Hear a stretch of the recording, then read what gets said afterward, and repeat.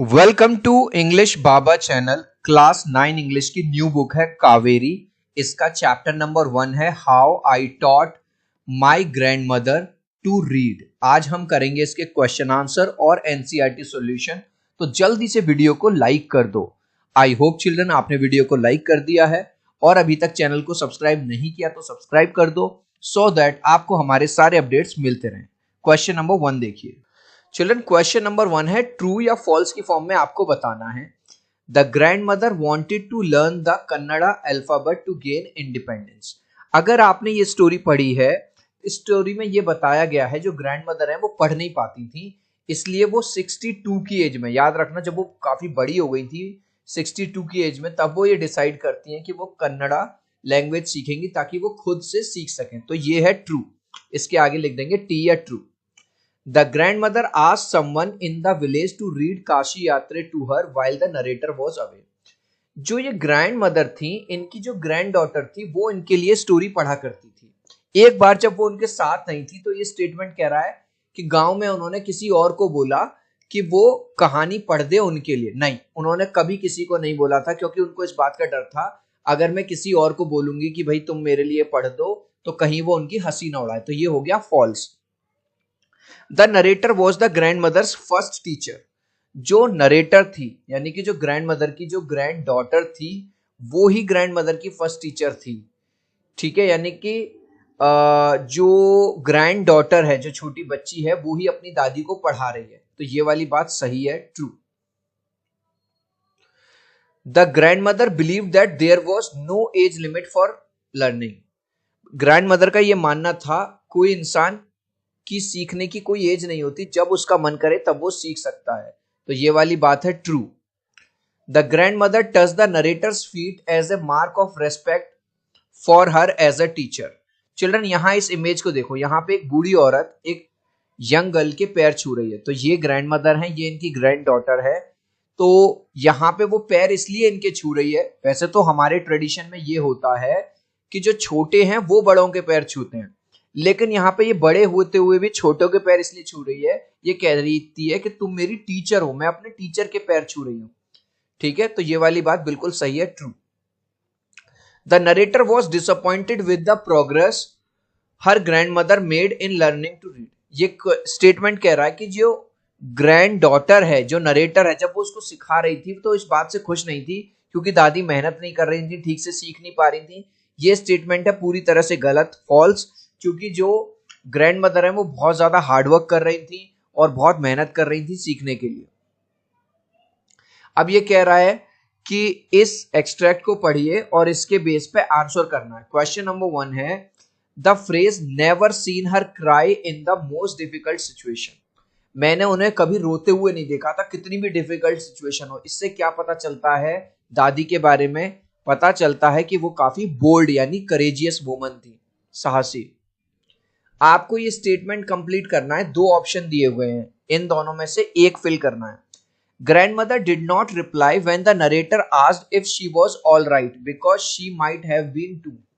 Grandmother ने reply नहीं किया जब वो बच्ची उनसे पूछती कि आप ठीक तो हो, कोई दिक्कत है तो प्लीज मुझे बताओ। इसलिए नहीं रिप्लाई कर पाई क्योंकि because she had been too emotional. तो यहां पर राइट आंसर है वो काफी इमोशनल फील कर रही थी।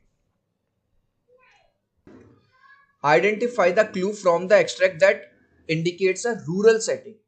इस एक्सट्रैक्ट में से ये बताओ जहां पे ये पता चलता है कि ये जो बात है ये एक गांव के परिवेश की है। चिल्ड्रन वो गांव में रहते थे, तो कहां से पता चलता है?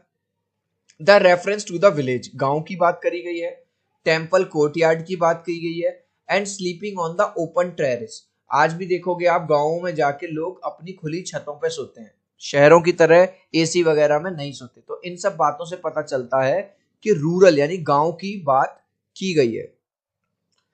Which line of the extract establish a tender atmosphere, यानी कि एक बड़ा भावुक सा मोमेंट कहां क्रिएट होता है? Her affectionate hands touched my forehead, यानी कि जो नरेटर है वो हमें बता रही है कि दादी माँ, जैसा इस इमेज में आपको दिखाई दे रहा है, अपने प्यार भरे हाथों से मेरे सर को टच करती है, मेरे फॉरहेड को। Which of the following aspect is not emphasised in the given extract, इसमें किस चीज की बात नहीं हुई है? इसमें ये वाली बात नहीं आई कहीं पे भी इस एक्सट्रैक्ट में, the grandmother's regret over her lack of education, इस वाले एक्सट्रैक्ट में नहीं आई है कि वो उन्हें कहीं इस चीज का रिग्रेट हो रहा हो कि उन्होंने एजुकेशन नहीं ली। अब है नेक्स्ट एक्सट्रैक्ट, ये पढ़ना है और इसके बेस पे आपको आंसर करना है। ये what does the grandmother's statement I want to be independent reveal about her character, जब वो अपनी ग्रैंड डॉटर से कहती हैं कि अब मुझे किसी पे डिपेंडेंट नहीं रहना, मैं भी पढ़ना सीखना चाहती हूँ, तो इससे क्या पता चलता है, she desires her self sufficiency, वो चाहती हैं कि वो किसी पे डिपेंडेंट ना रहे।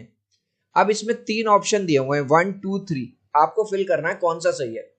The grandmother's determination shows that learning has no age limit, भाई ग्रैंड मदर कितने ईयर्स की थी 62, और तब जाके वो पढ़ना सीखना शुरू करती हैं, क्योंकि उनका ये मानना है अगर कोई भी इंसान जिस भी एज पे चाहे वो उस एज पे सीख सकता है। The narrator laughs at her grandmother's decision to learn the alphabet at the age of 62। Children बार बार देखो एक चीज आ रही है 62, मैं लास्ट में पूछूंगा नरेटर की ग्रैंड मदर किस एज की थी, तो आपको बता देना है 62। नरेटर जो है इस बात पर बड़ी हंसती है जब उसकी दादी कहती है कि मैं अब सीखना चाहती हूँ पढ़ना, तो वो क्यों हंसती है, वो इसलिए हंसती है कि यार उसने कभी किसी इतने बूढ़े को पढ़ाई करते हुए या सीखते हुए नहीं देखा था, और क्योंकि अब ग्रैंड माँ इतनी ज्यादा ओल्ड हो चुकी है तो उसको ये बड़ा अनयूजुअल लगा कि यार ये बड़ी अलग सी बात है, इसलिए वो हंस देती है।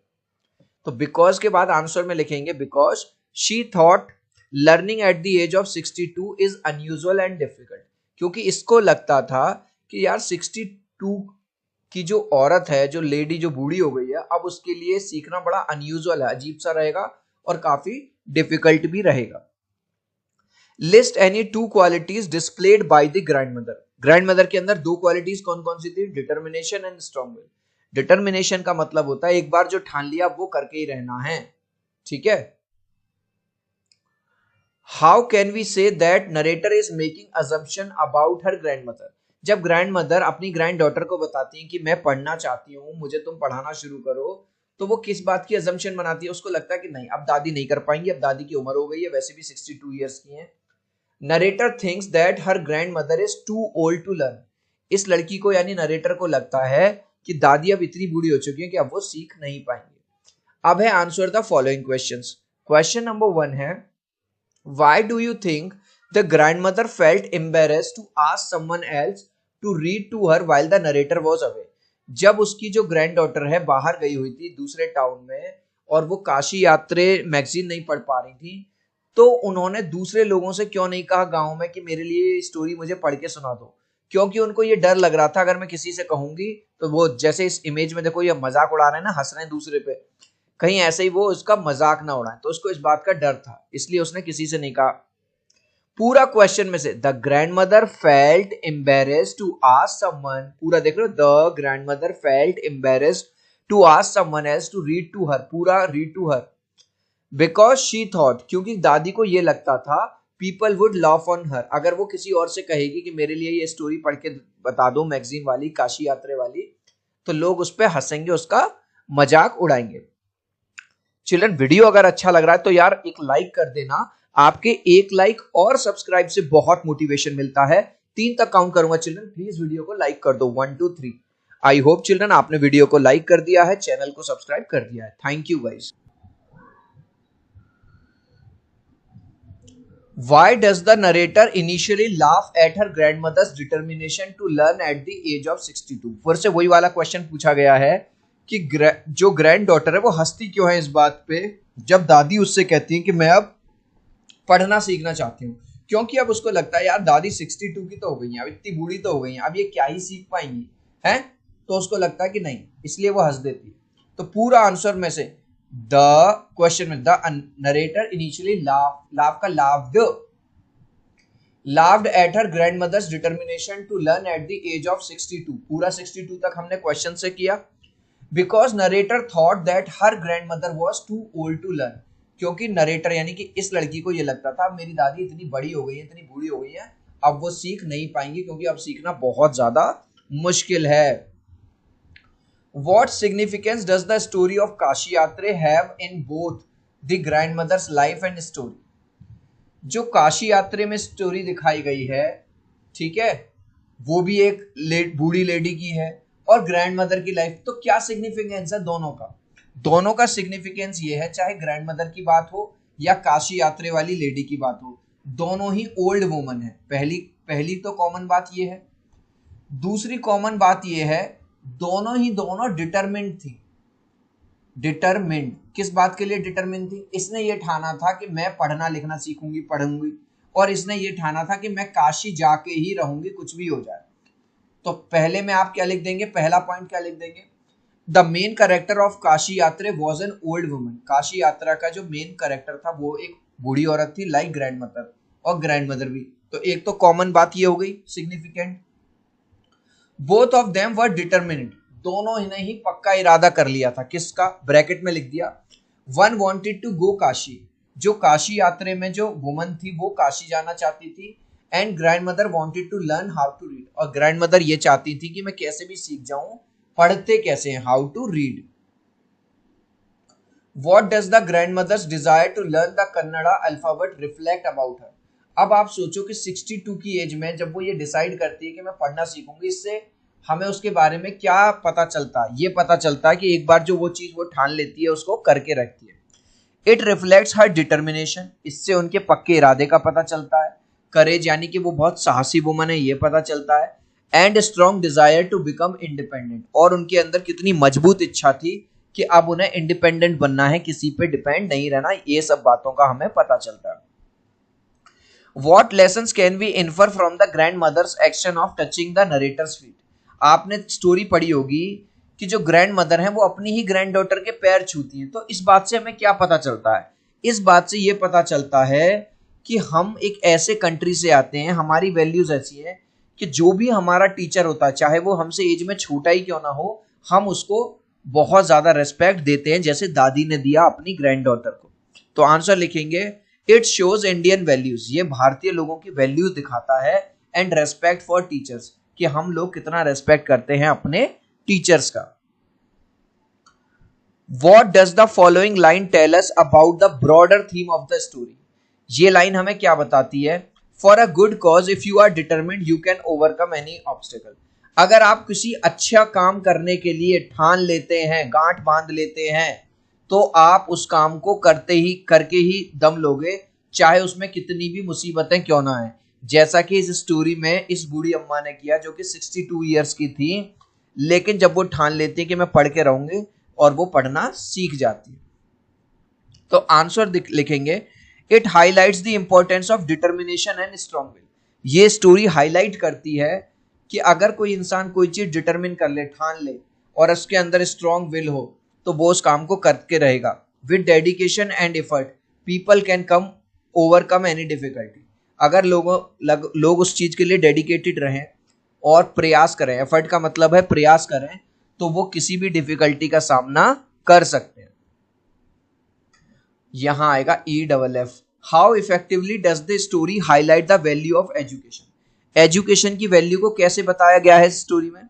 The story clearly shows that education brings independence. ये स्टोरी ये बताती है कि अगर आप पढ़े लिखे होगे तो आपको किसी और पर डिपेंडेंट रहने की जरूरत नहीं पड़ेगी। आपके अंदर कॉन्फिडेंस आएगा और आप सेल्फ रिस्पेक्ट भी आपको फील होगा। अब चिल्ड्रन, ये है कॉलम 1 को कॉलम 2 से आपको मिलाना है। पहला है सिंक और स्विम। सिंक का मतलब होता है डूबना, स्विम का मतलब होता है तैरना। इसको आप मिलाएंगे नंबर 7 से। सक्सीड और फेल विदाउट हेल्प, मैं इसके आगे 1 के आगे लिख देता हूं नंबर 7, ठीक है, 1 को 7। नंबर 2 देखो, ऑन एंड ऑफ, कभी आना कभी जाना, यानी कभी ऑन करना कभी ऑफ करना। इसको आप मिलाएंगे नंबर 5 से। समटाइम्स ओकेजनली, यानी कभी आना कभी जाना। तो 2 के आगे मैं लिख रहा हूं, इसको हमने मिलाया नंबर 5 से। नंबर 3 मिक्स एंड मैच, इसको मिलाएंगे नंबर 1 से। Put different things together to get a range of possibilities, अलग अलग चीजों को मिलाकर देखना कि अब इससे क्या पॉसिबिलिटी बन रही है। तो इसके आगे मैं लिख रहा हूं 3 के आगे नंबर 1। नंबर 4 है ऑल और नथिंग, या तो पूरा या कुछ भी नहीं। इसको मिलाएंगे आप नंबर 8 से। Something to be done completely, या तो कोई काम पूरा करो या नॉट एट ऑल, या उसको शुरू ही मत करो। तो 4 के आगे मैं आपको यहां लिख रहा हूं नंबर 8, ताकि आपको कंफ्यूजन ना रहे। नंबर 5 है पार्ट एंड पार्सल, मतलब नंबर 2 से मिलाएंगे कंप्लीट पार्ट ऑफ और बिलोंग टू, कि इसी का ही कोई इंपॉर्टेंट पार्ट। ठीक है, तो 5 के आगे मैं क्या लिख रहा हूं, नंबर 2 लिख रहा हूं। नंबर 6 है पिक एंड चूज, इसको मिलाएंगे हम नंबर 3 से, choose only the best things, केवल यहां बहुत सारी चीजें, इनमें से बेस्ट चीज चुन लो। ठीक है, तो 6 के आगे मैं लिख रहा हूं नंबर 3। 7 है सूनर और लेटर, यानी भविष्य में, कभी ना कभी, तो इसको मिलाएंगे आप नंबर 4 से, in some at some time in future, future में कभी, तो 7 के आगे मैंने लिख दिया यहां पे 4। लास्ट है आपका लीप्स एंड बाउंड्स, इसको मिलाएंगे आप इंक्रीज और डेवलप वेरी क्विकली। ठीक है, बहुत जल्दी से करना, तो इसको हमने मिला दिया नंबर 6 से। तो अब आप देख लो, नंबर 1 का है 7, 2 का है 5, 3 का है 1, 4 का है 8, 5 का है 2, 6 का है 3, 7 का है 4 और 8 का है 6। अब ये आपको, जैसे इन्होंने पॉपुलर का अनपॉपुलर यानी कि यूएन जोड़ दिया, प्रीफिक्स जोड़ के वर्ड बनाने हैं। बिलीफ का हो जाएगा डिसबिलीफ, क्या जोड़ देंगे बिलीफ वाले में, DIS, और पूरा आप कर लेना डिसबिलीफ, पूरा यही वर्ड जोड़ देंगे डिसबिलीफ। ठीक है, इंपॉर्टेंट का क्या हो जाएगा, अनइम्पॉर्टेंट, UNIMPORTANT